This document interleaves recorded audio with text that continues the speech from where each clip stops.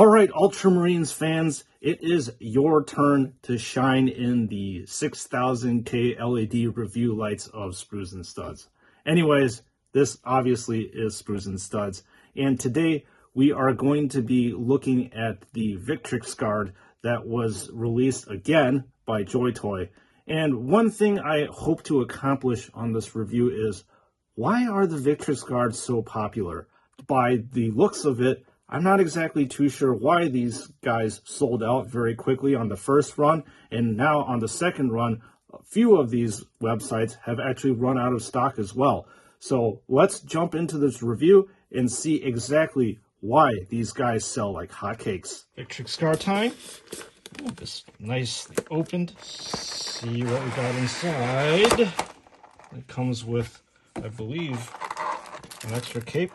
Yes, it does. The big reveal. All right, we have the Victrix Guard finally unboxed to see what exactly is going on with this particular action figure. So, as usual, we're going to start off with the body itself and take a look at the helmet area to begin with. Now, the helmet area, as you can see over here, he basically has a gigantic, eagle in front of his entire face, and this is something that the Ultramarines are obviously famous for. This eagle here, you can see, is shaded very nicely, especially within the recesses of the feathers. And then the lenses are painted on fairly nicely here, and the lenses are of a flat red color. And let's flip over to the pauldron area. So you have a skull over here, and then flipping over on the other side should be the Ultramarines symbol, and the Ultramarines symbol is nice and weathered. And as you can see here, the areas between the edges of the pauldron are heavily shaded a nice black. So there is a definite contrast between the white and the black, and then it transitions to the blue, and it is the exact same on this side. So we're going to take a look at the forearm area, and there is something that's really nice and ornate on this area. As you can see, there is a golden wreathed skull right here. So clearly there is the skull in the middle, and then you have the wreaths surrounding the skull. And sitting in the middle is the Ultramarine symbol right here. So we're going to flip around the other side, and it appears that this same icon also is translated across. So there's a nice balance and uniformity here. And moving on to the middle section of this power armor, you get to see this very interesting cord that runs across the chest of this Victrix Guard. And clearly it is of a red color. What's really nice about this is there's extensive shading here in the middle of the cords of the rope. And then behind this rope is a double Aquila. And much like what we've seen from JoyToy, the recesses where the feathers are has been heavily shaded. And speaking of shading, since we've been reviewing newer action figures, it's really nice to see the dark shading here once again between the armor panels.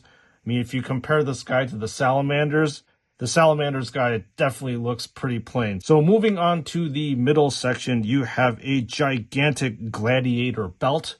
Within this belt is a very large Ultramarine symbol, and sitting on top of that Ultramarine symbol is your characteristic gold skull. And then there is this little relic here that's off on the side of the Space Marine. And then finally you have a very gladiator-like leather strappy belt here, and this is made of a soft plastic material.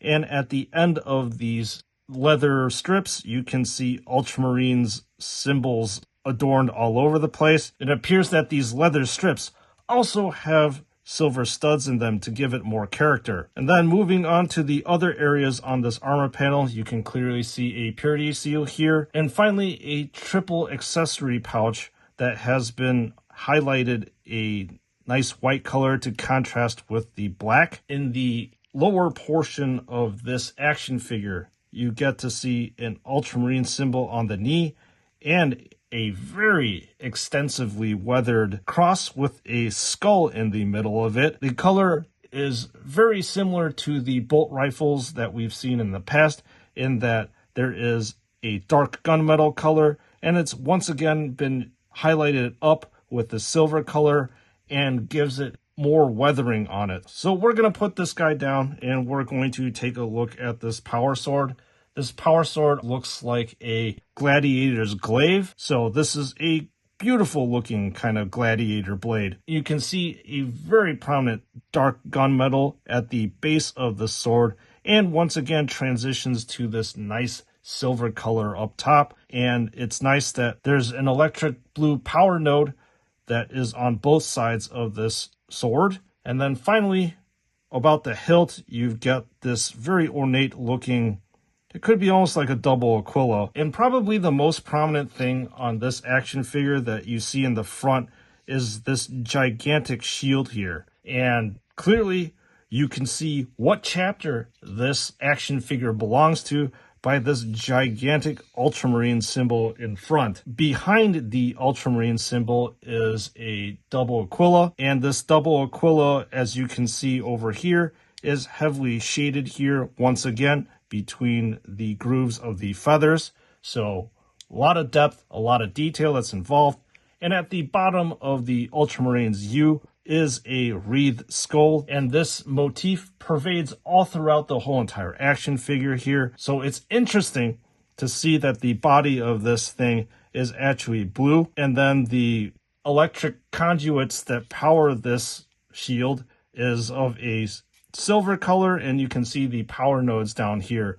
So used to seeing things like storm shields be like a uniform silver color, so it's nice that there is a color contrast, as you can see here, that jumps out. The backpack is once again things that we have seen before, and the only other difference really is this Ultramarine symbol that has been printed on, although I would have to say it's on a little bit crooked, but not a big deal. So I believe that this actually is one of the cases in which JoyToy provides you two capes. So we're going to take a look at cape number 1. Apparently, cape number 1 is for battle because it seems to be smaller and less flowier than the other one off to my right-hand side.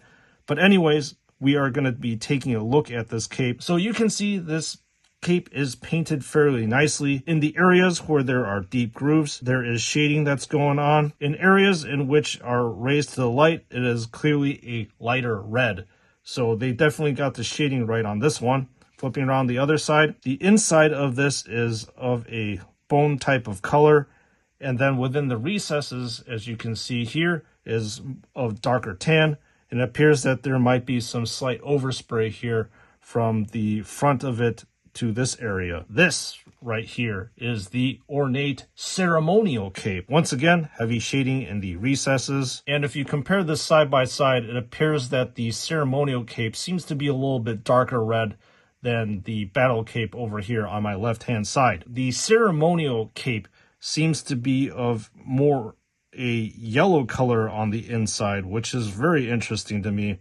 I would think that this thing would be a little bit more uniform, but doesn't really matter either way. The colors of both really go well with the blue on the Ultramarine. And then the only other thing that I'll have to point out to you is that the ceremonial cape have these two cool Ultramarines clasps on either side. So now that the Victrix Guard has been put under the microscope, I will let you know what I think about it in my final thoughts. All right, Ultramarines fans, you had your turn under the 6000K LED review lights. And I don't know if I actually came to a solid conclusion as to why the Victrix Guard is such a popular action figure. I mean, like I said, it sold out on a few websites quite immediately, especially with the first launch. It went like that. And after reviewing this figure, I'm not exactly sure why. So you know what, Ultramarines fans, please leave a comment in the comment section to basically enlighten me exactly why the Victrix Guard is so important. So, like I said, I understand that these guys were handpicked by Gilman, but in terms of this action figure, I mean, it is a good action figure, don't get me wrong, but I just don't see what the hype is. There are quite a few things that I like about this action figure. The biggest thing literally is the ceremonial cape that I pointed out during the review. It is very different, very broad, and very poignant in my opinion. The Gladius is also a very cool looking power sword that I like. The Ultima Storm Shield is a item that you're not going to find on any other action figure, so it serves as a drawing point to, I suppose, all Ultramarines fans. So once again, this is your Chapter Master Sprues and Studs, and I hope you enjoyed this review. And before I close out, please make sure to hit that subscribe button. Your views and comments are very, very important to the channel. So thank you again all for tuning in, and I'll see you all in the next one.